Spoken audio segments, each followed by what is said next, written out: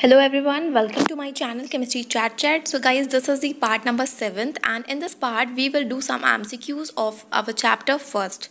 So MCQs, that is first, in order to prevent the spoilage of the potato chips, they are packed in the plastic bags in an atmosphere of. First option is oxygen, second one is the nitrogen, and third one is the hydrogen, and fourth one is the chlorine. So guys, आप लोगों ने देख भी रखा होगा जो uncle chips वगैरह के पैकेट होते हैं उनके अंदर गैस फिलअप करी जाती है। तो गैस जो होता है बेसिकली किस गैस को फिलअप करते हैं, वो होती है नाइट्रोजन गैस। एंड उसको फिलअप इसलिए करते हैं क्योंकि वो अनरिएक्टिव नेचर की होती है एंड वो रेंसिडिटी को कंट्रोल कर पाती है। रेंसिडिटी मीन्स क्या होता है, आपने देखा होगा कोई भी ऐसा अगर हम फूड ले रहे हैं जिसमें फैट और ऑयल होता है, ठीक है, तो उसमें क्या होता है एक पर्टिकुलर टाइम पीरियड के बाद उसमें एक अनप्लीजेंट सी स्मेल और टेस्ट आने लगता है, सील जाते हैं, अजीब सा स्मेल टेस्ट आ जाता है, तो उसको हम बोलते हैं रेंसिडिटी। तो उसको कंट्रोल करने के लिए एक पर्टिकुलर लिमिट तक हम नाइट्रोजन गैस को उसमें फिलअप करते हैं, right. So now question number second, identify the type of the reaction. We have to identify which type of reaction is this. CO2 is decomposes and gives the carbon plus oxygen. So first option is displacement, second one is the combination, third one is the decomposition, and fourth one is the double displacement. So as you can see, CO2 is simply decomposes into its simpler units, that is carbon, and next one is the oxygen. So this particular reaction is the decomposition. That means option number third will be right. So now third, out of these which does not involve a chemical reaction. First one is the digestion process, second one is the respiration, third one that is melting of the candle wax on heating, and fourth one is the burning of candle wax on heating. So guys, digestion process में भी एक particular reaction involve होती है, respiration में भी एक particular chemical reaction होती है, and melting of candle wax on heating. अब आप क्या कर रहे हो, candle wax को simply melt हो रही है जब आप उसको heat कर रहे हो, तो उसमें कोई भी chemical reaction यहाँ पर involve नहीं होती, ठीक है। and last one that is burning. So इसमें भी क्या होता है, केमिकल रिएक्शन एक इन्वॉल्व है। So that means option number third will be the right answer. Now fourth, which can be decompose by the action of light. Copper chloride, silver chloride, potassium chloride and sodium chloride. So क्या होता है basically light के action से जो होता है silver chloride जो होता है वो ईजिली डिकम्पोज हो जाता है, ठीक है। That means option number B will be right answer. So now fifth part, the removal of oxygen from a substance is known as. First one is the corrosion, second one is the rancidity, third one is the reduction, and fourth one is the oxidation.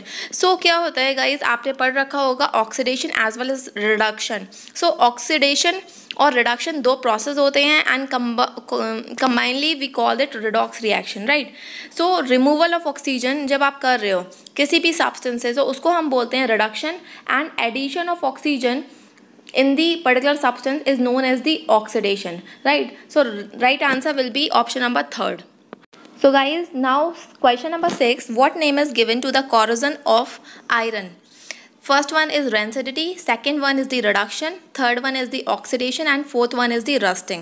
So first thing is that what is corrosion? देखो corrosion क्या होता है, simply क्या होता है, अगर कोई भी सब्सटेंस है, कोई मेटल है, तो वो अगर कंटिन्यूसली एटमॉस्फेयर के कांटेक्ट में रखी हुई है और वो एटमॉस्फेयर के कांटेक्ट में आ रही है तो उस पर एक ऑक्साइड की लेयर डेवलप हो जाती है, ठीक है। और अगर हम बात करें किसी भी मेटल की, तो जब क्या होता है, जब कोई भी ऑक्साइड की लेयर डेवलप हो गई देन वो फटाफट क्या होती जाती है, वो डिग्रेड होती जाती है, वो पूरी ख़त्म होती जाती है, और इसकी वजह से कॉरोजन की वजह से उसकी जो लाइफ स्पैन होती है वो क्या हो जाती है, शॉर्ट हो जाती है, क्योंकि बॉडी जो होती है वीक हो जाती है। आपने देखा होगा ब्रिजेस, डैम्स वगैरह में क्या होता है, बेसिकली जितने भी आयरन ऑब्जेक्ट्स वहाँ पे यूज़ होते हैं तो उन पे भी क्या होता है, जंग लग जाती है। तो अगर हम बात करते हैं आयरन मेटल की, तो आयरन के लिए जो नेम आया है वो आया है रस्टिंग, वो भी क्या है, एक कॉरोजन की फॉर्म है, दैट मीन्स जंग लग जाना, ठीक है। उसमें क्या होता है, एक फ्लैकी सब्सटेंस होता है रेड ब्राउन कलर का, वो डेवलप हो जाता है आयरन के सरफेस पे एंड वो उसको वीक कर देता है। So right answer will be D, that is rusting. Now seventh question, that is the antioxidants used to prevent the rancidity. First one is the urea, second one is water, third one is H2SO4 that is sulfuric acid, and last one is BHT means butylated hydroxy toluene. So आपको बताना है कौन सा antioxidant use करा जाता है rancidity को रोकने के लिए। देखो रेंसिडिटी को रोकने के लिए BHT यूज़ करा जाता है, that is butylated hydroxy toluene. और we can say BHA butylated hydroxy anisole. So ये 2 एंटीऑक्सीडेंट्स होते हैं जो रेंसिडिटी को कंट्रोल कर पाते हैं, right. So now next question, the other name of calcium oxide. Calcium oxide that means CaO, इसका दूसरा नेम क्या होता है? First option ammonia, second option lime, third option soda and fourth option will be alcohol. So right answer will B lime. इसको हम चूने के नाम से भी जानते हैं, right. So now question number 9th, an acid which can decolorize purple colored potassium permanganate solution. First option hydrochloric acid, second option citric acid, third is sulfuric acid and fourth one is the carbonic acid.